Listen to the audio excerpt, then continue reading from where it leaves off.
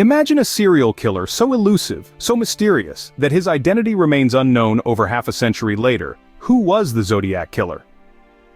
A specter of terror emerged in the late 1960s in Northern California, a shadowy figure that would come to be known as the Zodiac Killer. This malevolent entity, as elusive as a wisp of smoke, left a chilling legacy that continues to perplex and horrify us today. The first confirmed victims of this enigmatic murderer were David Faraday and Betty Lou Jensen, two young lives abruptly extinguished on a cold December night in 1968. They were found shot to death in their car on a lover's lane near Lake Herman Road. The seemingly random nature of this attack sent shockwaves through the community. Who could have foreseen that this was just the beginning of a reign of terror? Just over 6 months later, in the stifling heat of July 1969, the Zodiac struck again. This time his victims were Darlene Ferrin and Mike Mageau, enjoying a warm summer's night at Blue Rock Springs Park. They were ambushed in their car, shot multiple times. Ferrin didn't survive, but Mageau did, providing investigators with their first eyewitness account of the elusive killer. These attacks, random and brutal, ignited a fear that spread like wildfire through the heart of Northern California. The Zodiac was not just a killer, he was a prowler in the night, a faceless terror that reveled in the panic he induced. His victims were chosen seemingly at random, their lives snuffed out without rhyme or reason. There was no pattern, no motive, just the thrill of the kill. Yet as the body count began to rise, so too did the audacity of the Zodiac. With each murder he grew bolder, more confident, seeming to relish the fear that gripped the community. He was not just a murderer, he was a tormentor, a sinister puppet master pulling at the strings of a terrified populace. As the body count rose, so too did the Zodiac's audacity. In a chilling twist, the killer began to communicate with the public, taunting them with cryptic letters and ciphers. The Zodiac, as he would come to be known, found a perverse pleasure in this game of cat and mouse. His letters, sent to multiple newspapers, were not only brimming with taunts but also held within them coded messages, ciphers that he dared the public and the police to solve. In July of 1969, the Zodiac sent his first three-part cipher. The 408-symbol cryptogram was a complex puzzle, a twisted mind's challenge to the world. In it, he purportedly hid his identity, a secret that he claimed would be revealed once the cipher was solved. The ciphers were a riddle wrapped in an enigma, a testament to the Zodiac's twisted sense of intellect. They were complex and confounding, filled with a mix of symbols and letters that seemed to defy logic. Each part of the cipher was sent to a different newspaper, a move calculated to stoke fear and gain attention. But the Zodiac's letters were not just about ciphers, they were also filled with chilling threats. He wrote of his enjoyment in hunting humans, his preferred prey. He boasted about the number of his victims, a count that he claimed was much higher than what the police had attributed to him. Each new letter, each new cipher, was a grim reminder of the Zodiac's ongoing reign of terror. These letters, these ciphers, they were more than just a means of communication for the Zodiac. They were a game, a cruel way to stoke fear in the hearts of the public. They were his way of showcasing what he perceived as his intellectual superiority, a way to mock the police and the public alike. And so the Zodiac continued his bloody game, his letters serving as a chilling testament to his crimes. The ciphers were a complex puzzle, a mystery that would confound experts for decades to come. The letters were a game to the Zodiac, a cruel way to stoke fear and showcase his perceived intellectual superiority. With every letter, the Zodiac deepened the mystery around him, leading investigators on a wild goose chase. As the Zodiac's reign of terror continued, so did the investigation. The law enforcement, in their pursuit of justice, found themselves entangled in a web of ciphers, taunts, and chilling threats. The complexity of the Zodiac's codes was unparalleled, and even the best cryptographers found themselves scratching their heads in confusion. The Zodiac didn't just confound the police with his cryptic messages. Multiple suspects came under the scanner, each with their own suspicious traits that made them potential Zodiacs.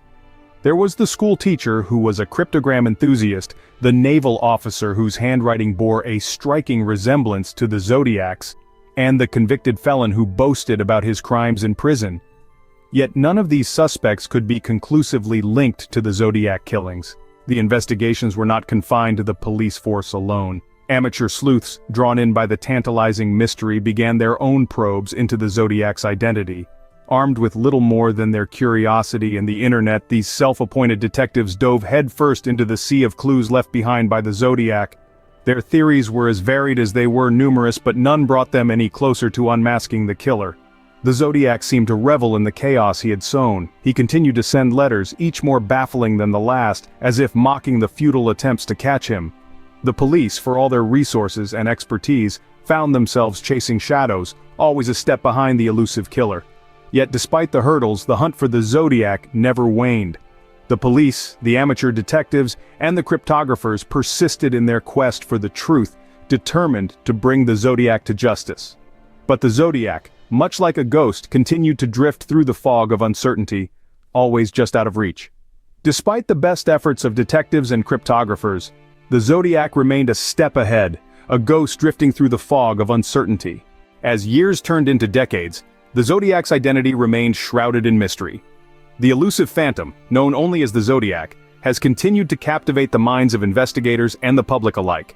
Time has done little to quell the intrigue that surrounds this notorious serial killer. Instead, it has only amplified it, spurring a multitude of theories, investigations, and portrayals in popular culture. Over the years, countless theories have been proposed, each one attempting to unmask the Zodiac. Some point to a disgruntled ex-military man driven to madness by his experiences in war. Others suggest a brilliant but disturbed individual who found perverse pleasure in taunting the authorities with his cryptic messages. Even more theories abound, each as tantalizing as the last, but none have been able to definitively reveal the Zodiac's identity. The Zodiac case has also left an indelible mark on popular culture. Numerous books have been written, each delving into the intricate details of the crimes, the victims, the investigation, and of course the cryptic letters. Films too have sought to capture the chilling aura of the Zodiac, with some even attempting to offer their own interpretations of who the Zodiac might be. But perhaps the most enduring legacy of the Zodiac is the ongoing quest to crack his remaining ciphers. Despite the advancements in technology and cryptography, these cryptic messages have largely resisted all attempts at deciphering. It's a challenge that has captivated codebreakers and puzzle enthusiasts alike, a tantalizing mystery that beckons to be solved. As we continue to delve into this dark chapter of history, the Zodiac remains a haunting figure, a specter from the past that refuses to fade away. His crimes, his taunts, his ciphers, all serve as grim reminders of a time when a killer could hold an entire city in the grip of fear. The Zodiac Killer, a specter from the past, continues to haunt us, a testament to our enduring fascination with unsolved mysteries. The quest to unmask the Zodiac is far from over, a testament to our unending fascination with the unknown. The Zodiac Killer, an enigma wrapped in a riddle, remains one of the most notorious unsolved cases in criminal history. In the late 1960s, a shadowy figure emerged, haunting the streets of Northern California, leaving behind a trail of terror and death. The Zodiac Killer, a name self-coined in a series of cryptic letters sent to the media, claimed to have taken the lives of at least 37 individuals, though investigators could only definitively link him to 5. These letters, ciphered in a code that would baffle even the most astute cryptologists, were not merely a taunt to the police. They were a chilling game of cat and mouse, a grotesque dance between the hunter and the hunted, where the hunter reveled in his anonymity and the thrill of the chase. Despite the tireless efforts of investigators, both local and federal, the Zodiac Killer remained elusive. Thousands of suspects were questioned, countless leads were pursued, and yet the killer's identity remained just out of reach. The case, with its complex ciphers and gruesome murders, seized the public's imagination, making it a staple of true crime culture. The Zodiac case, for all its horror, also served as a catalyst for change in criminal investigation methodologies. It highlighted the need for advanced forensic technologies and interagency cooperation, setting a new standard for future investigations. But the Zodiac Killer's legacy is more than a case study in criminal investigations. It's a chilling reminder of the darkness that can lurk in the hearts of men, a darkness that can strike fear into an entire community and leave an indelible mark on history. Who was the Zodiac Killer? Perhaps we may never know, but the quest for answers, the pursuit of justice continues, and so the legend of the Zodiac endures.